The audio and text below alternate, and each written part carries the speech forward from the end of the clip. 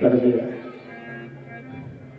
गोस्वामी जी कहते हैं कि मांगी नाव ना, जिससे केवट ने नाव मांगी है ना, वो और कोई नहीं, तो बोले वो केवल बट है।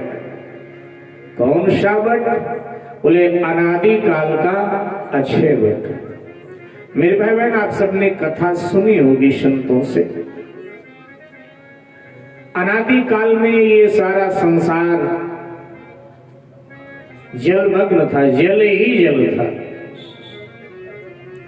ईश्वर की इच्छा हुई एको अहम बहुश्याम, और तब सबसे पहले अक्षय वट प्रकट हुआ, अक्षय वट। और अब भगवान स्वयं बालक स्वरूप लेकर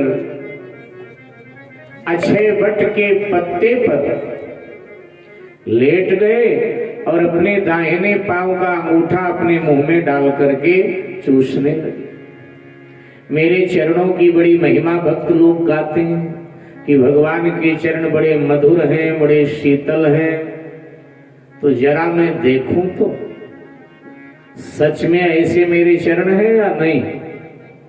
अब सोचा कि युवा अवस्था का स्वरूप लेकर मैं अपने अंगूठे को चूसूंगा तो लोगों को आश्चर्य होगा, इसलिए मैं बालक स्वरूप ले लेता हूं। और बालक ऐसा करे तो लोगों को आश्चर्य नहीं होता, लोग कह देते अरे बालक। सो भगवान ने बालक स्वरूप ले लिया और उस अक्षय वट के पत्ते पर लेटे हुए अपने दाहिने अंगूठे को पांव के चूस रहे हैं। करार विंदेन पदार विंदम मुखार विंदे विनिमेशयंतम वटस्स पत्रा सपुटे शयानम बालम मुकुंदम मनसा स्मरामि। तो ये दृश्य अक्षय वट तो देख रहा था, क्योंकि उसी के पत्ते पर भगवान ये क्रिया कर रहे थे।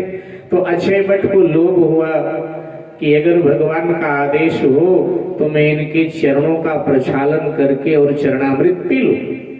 बोला सरकार, मैं आपके चरणों का प्रक्षालन करके और चरणामृत पीना चाहता हूं, चरणामृत ले लूं, चरणों का प्रक्षालन कर लूं।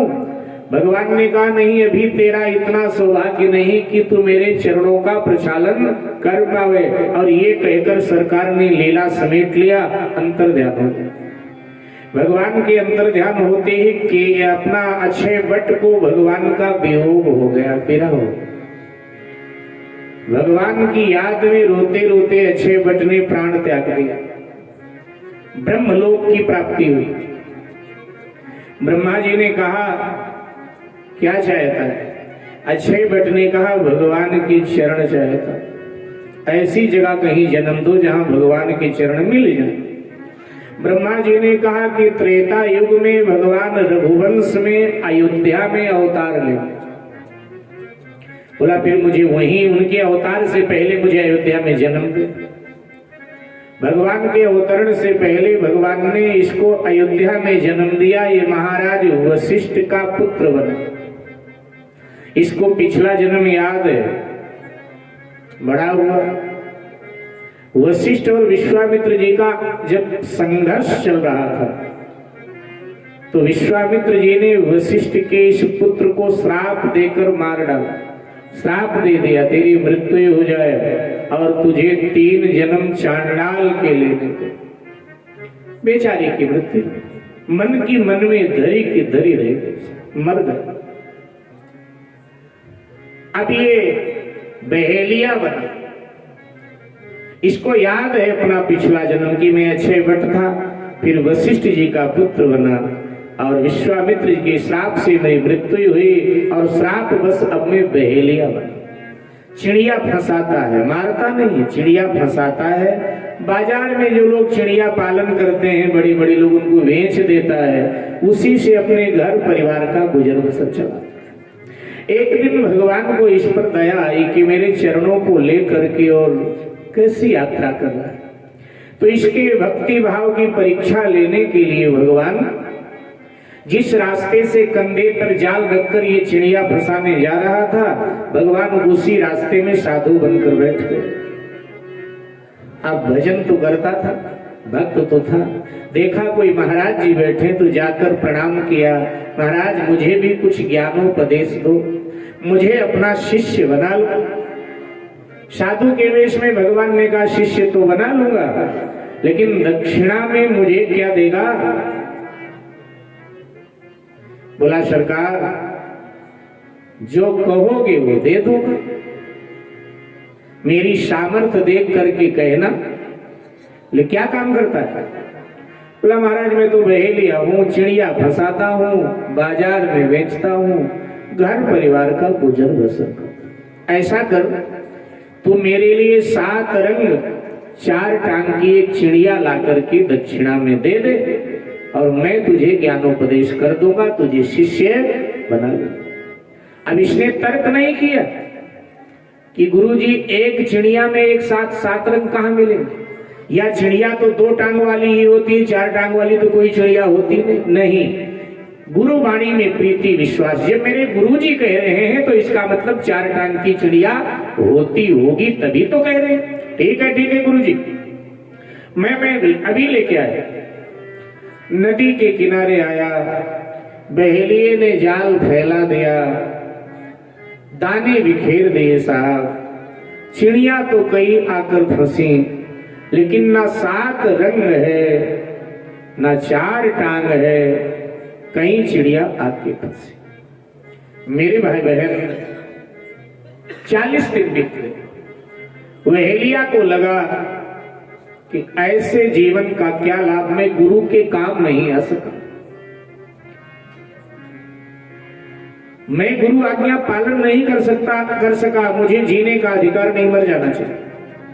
बहेलिया ने चिता लगाया और जब चिता में बैठकर जलने जा रहा था तो स्वयं भगवान ही 7 रंग 4 टांग की चिड़िया बनकर जाल में फंस गए। देखा हो फंस गई, चिता से नीचे कूद गया और चल पड़ा जाल लेकर कि जा करके गुरु जी को चिड़िया दूं, ज्ञानोपदेश लूं।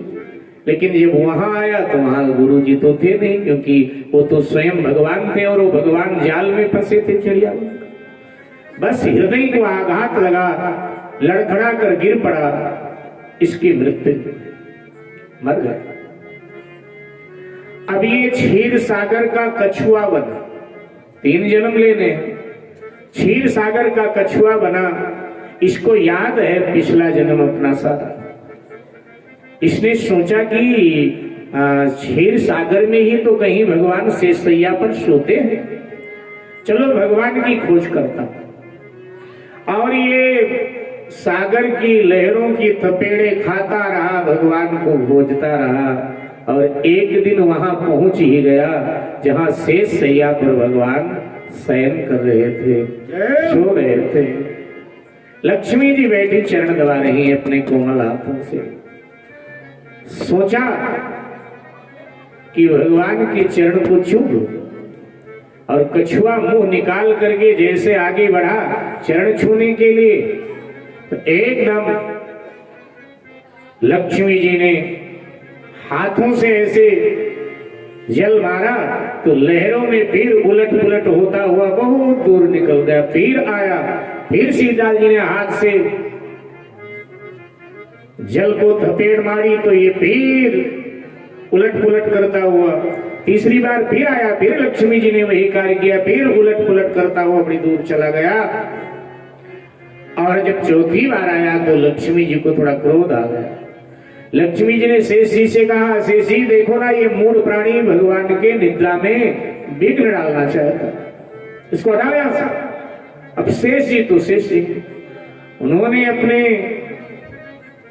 फनों से पकड़कर और इस कछुए को इतने तीव्र गति से फेंका कि ये सागर से बहुत दूर जाकर पत्थर की चट्टान पर गिरा। चोट बहुत आई, कछुआ की मृत्यु हो गई। साहब अब ये गंगा घाट का केवट बना है, अब ये गंगा घाट का केवट बना है। इसे याद है कि इन्हीं चरणों को लेकर के कितनी यात्रा मुझे करनी पड़ी, कितने पापड़ मुझे बेलने पड़े। इसलिए दावा कर देता है, मांगी नाम न केवट मांगी नाम न केवट